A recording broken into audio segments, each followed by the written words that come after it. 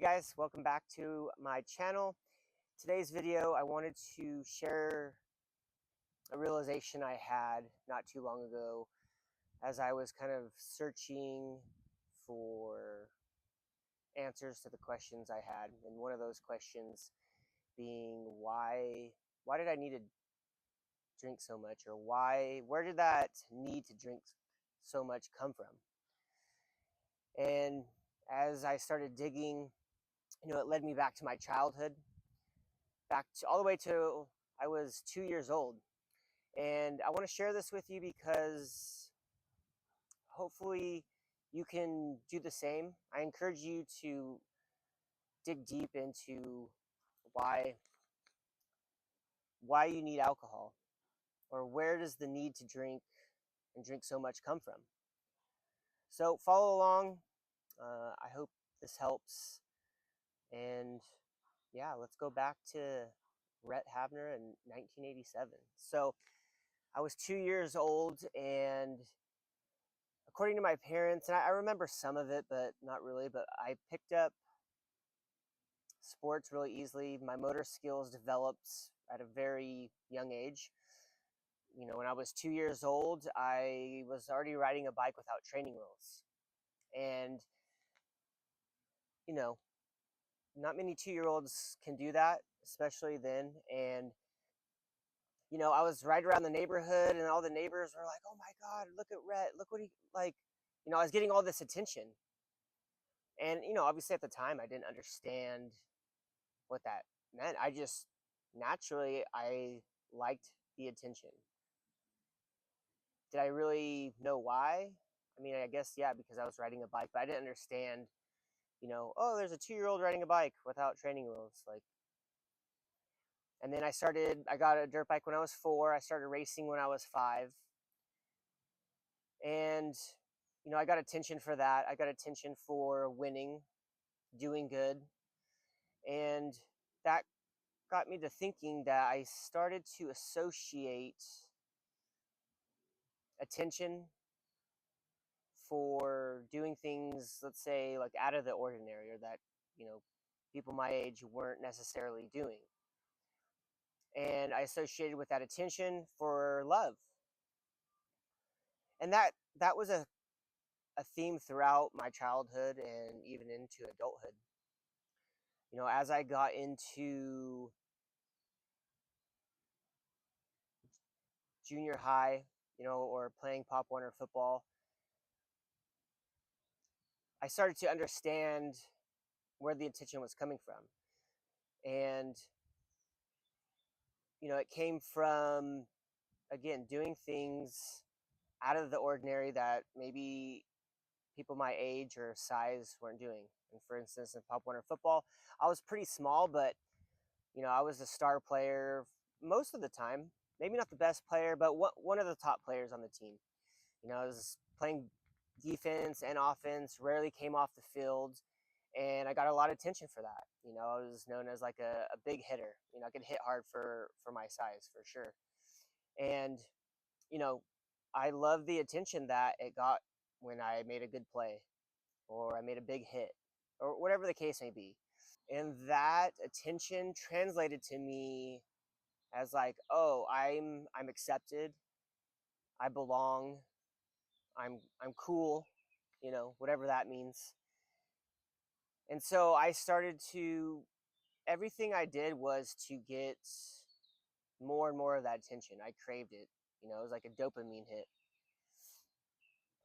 I was, every sport I did, snowboarding, surfing, motocross, BMX, skateboarding, all those things, I enjoyed them.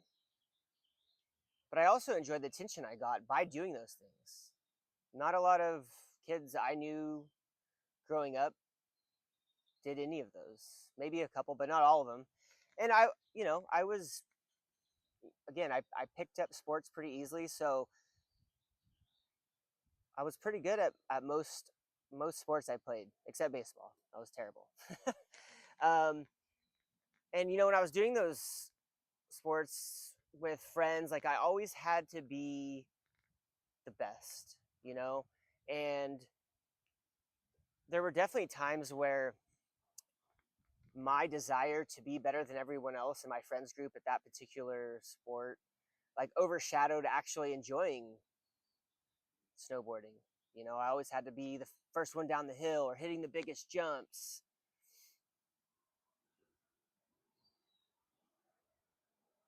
And so,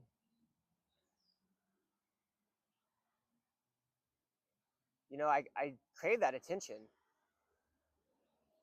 Getting into high school, I remember, you know, going from being one of the top players in Pop Warner football to not even playing. You know, I went from all eyes on me to like no one no one knew who I was, and that was a total gut punch. You know, I never like experienced that before, and you know, I switched positions. I didn't really know how to play the position. I was super small, and the guys that started ahead of me, I mean, they were just way better. They were faster. Um, they played the position better, and the gap was so far that like I was like, there's no way I'm ever gonna start over these guys, and so I didn't really try. I just kind of like, well, you know, I'm just kind of just hanging out on the sidelines, which is completely new to me. And so, you know, in high school, actually before high school is when I first started drinking. I was 15. Actually, no, that's what, freshman in high school. Yeah, more or less. So that's when you start drinking, start partying, and my my desire for the attention translated into partying. And so what that looked like is I was trying to party the hardest, drink the most, win all the drinking games, do crazy stuff. You know, I thought it was cool doing it, but you know, looking back, I feel like I was making a fool of myself. But you know, nothing I could do about that now. But and I did get a lot of attention. You know, like I was known as like one of the partiers. I had parties at my parents' house all the time when they were, you know, gone on vacation. Move this a little bit. There we go. And yeah, that's just I got the attention from partying, and I associated the attention I got in high school as being accepted, being liked, you know, being part of the cool crew, and it just snowballed from there. You know, that was the beginning of just years of just drowning my insecurities in alcohol and not really knowing it, you know, just thinking, you know, everyone else did it. I took it to a whole nother level. I took it to another extreme almost every instance. And I thought I was cool for doing it, you know. I thought people like looked up to me for whatever reason, which, you know, looking back, what a weird reason to look up to someone like for partying so much. But, you know, that translated into college. Went to college and I didn't know anyone. I didn't have any friends from high school go to the same school as I did. So I just showed up by myself and like same thing. I just started partying super hard and kind of made friends that way. And, you know, I was known as like party, like I was crazy, like, oh, Rhett did something crazy or whatever. I mean, and you know, that stuff catches up with you. And so it's interesting to look back because, you know, I think initially I just I knew I drank too much. Did I know necessarily why? I mean, maybe deep down, but I never took the time to sit down and sit down in silence, sit down with myself and ask those hard questions and kind of dive deep into,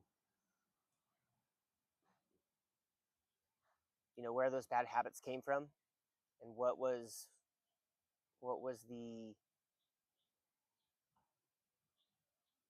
root cause. And I still to this day deal with those types of insecurities. You always want to feel loved, you want to feel heard, you want to feel accepted, and sometimes maybe you act in ways that you typically wouldn't, you know if you were confident in yourself. So like I said before, you know take some time to reflect on, like, you know when you started to drink, why, and why you felt the need to do so. Yeah, I think you'd be surprised what you find. And it was scary, nerve-wracking to kind of think about these things. Your ego starts to kind of get in there and be like, oh no, you're fine. Starts to play tricks on you. But you gotta work past that. Everyone has their thing. Everyone's got something going on. But speaking from experience, we distract ourselves with a lot of things. Drinking being one of them, so you don't have to deal with those thoughts that scare you, those insecurities that you don't want to face. But it's necessary. If you want to build a better life, you got to start from the beginning. Figure out the root cause of your drinking and see where that takes you. Well, that's enough for today. I appreciate you guys stopping in. If you found this video helpful, I'd love some feedback in the comments. Don't forget to subscribe, hit the like button, and share this video with someone that might be struggling, or that might find this information helpful. So until next time, take care of yourself and have a good day.